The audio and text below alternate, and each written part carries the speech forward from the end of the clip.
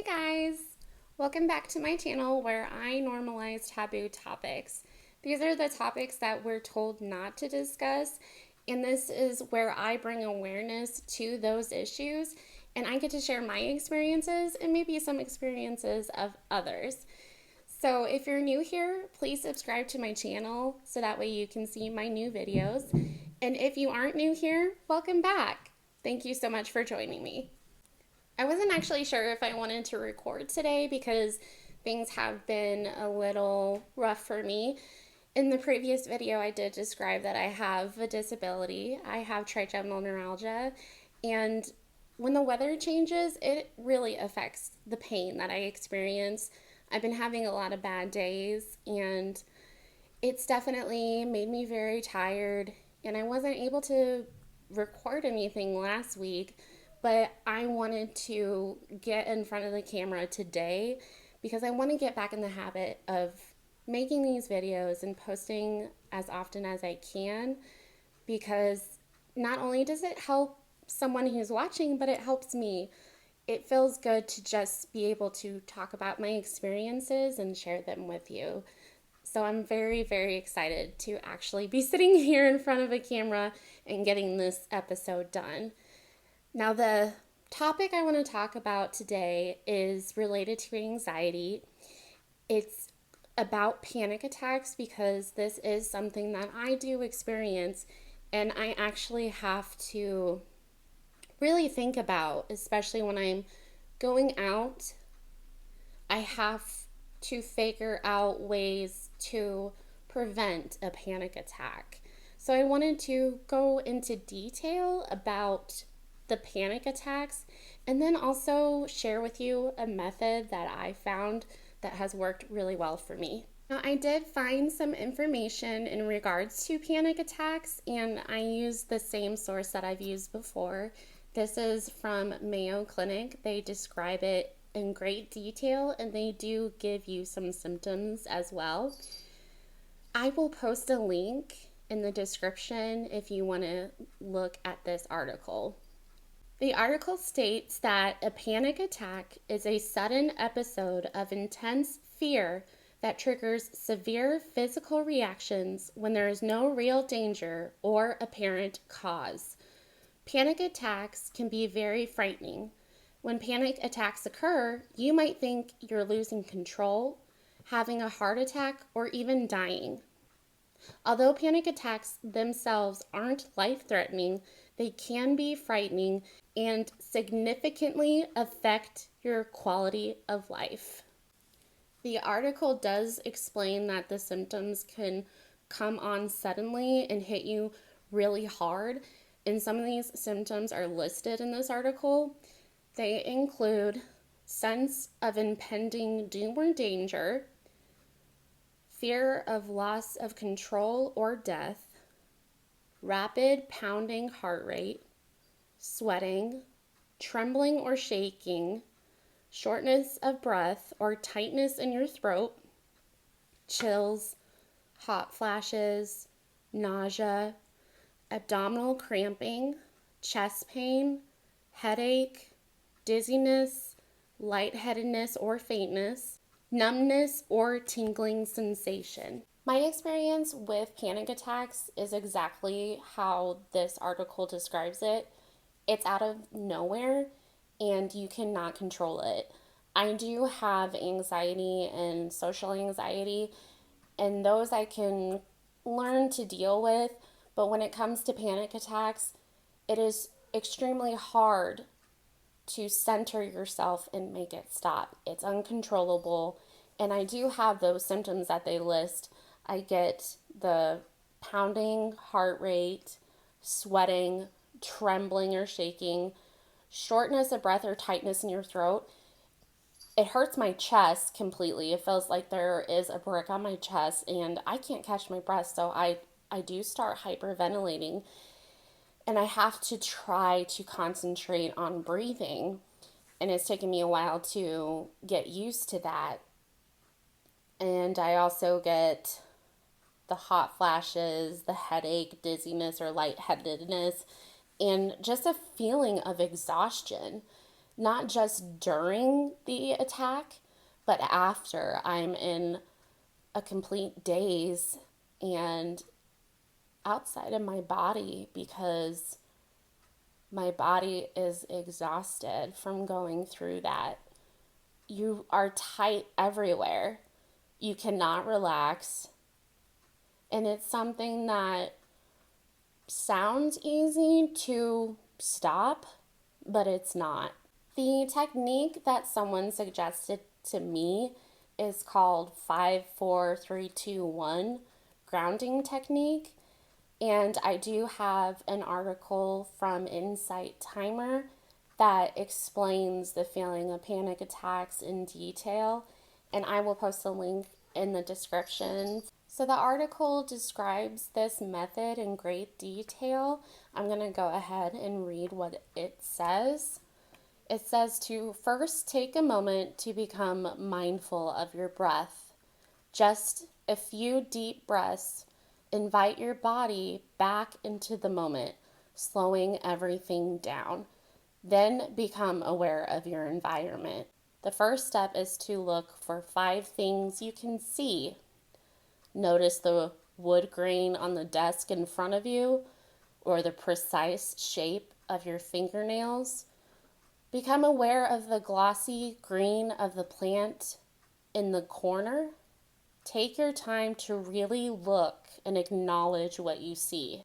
The next one is to become aware of 4 things you can touch. The satisfying rough texture of the car seat, your cotton shirt against your neck. If you like, spend a moment literally touching these things. Maybe notice the sensation of gravity itself or the floor beneath you. The next one is to acknowledge 3 things you can hear. Don't judge, just hear. The distant traffic, the voices in the next room, as well as the space between sounds. Then notice 2 things you can smell. If at first you don't feel like you can smell anything, simply try to sense the subtle fragrance of the air around you. And the last one is to become aware of 1 thing you can taste. The lingering suggestion of coffee on your tongue, maybe. I've had panic attacks before, and I have tried to concentrate on my breathing and to just tell myself it's going to be okay and it will be over in a minute. But when that happens, I tend to have a longer panic attack and it takes a lot more time. And then I become more anxious because it's not going by very quickly and it's taking a long time to feel better. When I found this technique, I did have a panic attack and I started utilizing it. And it was such a good experience because I took the moment to put my hand on my chest, feel it go up and down with your breathing, and also listen to your heartbeat and feel your heartbeat. And then I went into just taking a moment to see the 5 things in the room. Because when you're doing that, it brings you back to the room and back in that moment. When you experience a panic attack, you are outside of your body and you cannot control anything. So start with looking at those things in the room. Definitely admire the details of those things. And it will start slowly bringing you back into your body. And then, of course, things to feel, because not only is seeing bringing you back into your body and back into the world, feeling it makes it more realistic. And it just makes you become aware of your senses and aware that you're still in your body and you still have control of your body. And I'm someone who loves to feel soft fabrics. Like I have a fluffy pillow, I have a fluffy blanket. So if I'm in my room, that's the first thing I will feel because it calms me down. So that definitely helps. And then, of course, moving into things you can hear. Sometimes I really notice tiny sounds, and that attention to detail makes you become even more aware of your body and what your body can do and just how amazing your hearing is. It just makes you feel better about yourself and, of course, brings you back to earth. And then, of course, smell. I try to take in another deep breath, smell the things around me, and sometimes it's a nice smell, and that calms me down too. Usually, the perfume that I'm wearing is definitely something flowery and puts me in a good mood. And then, of course, something you can taste. Now, I know you're not eating anything, but sometimes there are those lingering tastes in your mouth, like maybe your toothpaste or mint, or maybe you still taste a little bit of what you were eating earlier. So, I would say this is one of the best techniques that I have found because it's very detailed and it brings you slowly back into yourself and makes you realize that you are in control of your body. Yes, this panic attack hit you hard and it was out of nowhere and it's almost impossible to stop them. But this is a technique that really helps you fight it. If you're someone who experiences panic attacks, I just want to tell you that it's okay. And it is normal for some people. And it does take a very long time to figure out ways to minimize panic attacks. That's one thing that I have been working on. I know that when things are chaotic, it can lead to a panic attack.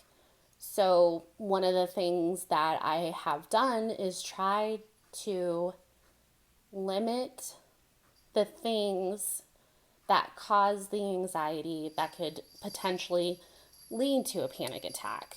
So, one thing that does help is sometimes in the morning you're running late and you're trying to get to work.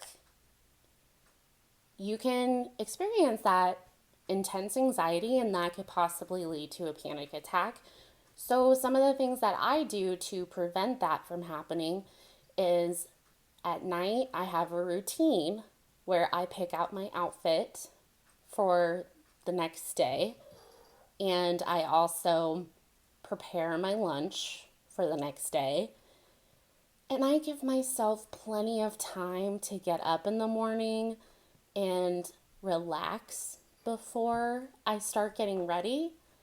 I want to make sure that I wake up, let my meds kick in, and just prepare myself for the day. I have to take an hour, maybe 2 hours to mentally prepare myself for the day. And that's just something that I've learned that I have to do because of my anxiety and my social anxiety. It is what it is, and I love those mornings because I get to either watch a show or watch some videos on YouTube or TikTok, and I just slowly wake up and enjoy my breakfast, and then I give myself plenty of time to get ready. Another example of me preparing myself is our plans to move. We are moving into a new house very soon, and I have known this for 6 months because we are building. Well, I slowly started packing. I packed up the living room very early because there's a lot of stuff on the walls that we don't use. I've also gone through my clothes, got rid of a bunch of stuff that I don't even use, and I made my boyfriend do the same thing. He may not understand it, but he's very supportive. And I've also come up with a plan for moving. And I know that sounds ridiculous, but if I don't have a plan or if I don't prepare myself for that day, it could lead to chaos and then I'll start feeling anxiety and then it could lead to a panic attack. So I came up with a plan and I talked to my boyfriend about it and it made me feel so much better. When I go to a place, I have to first mentally prepare myself for the event. And I also have to look for exit strategies when I get there, just in case I do feel that anxiety creeping in, possibly leading to a panic attack. Because when you have that panic attack, you have to get out, get some fresh air, and get away from what's causing the feeling of anxiety or doom or panic. Thank you so much for watching this video. I really do hope that it has helped you with your panic attacks, and I hope that you will use that technique for future attacks. And I also hope that it brings awareness to those who don't know much about these panic attacks. And I hope that if you don't experience them, at least you can understand what people are going through when they do experience them. And if you like this video, please subscribe to my channel so that you can see other videos where I talk about taboo topics. Thank you so much.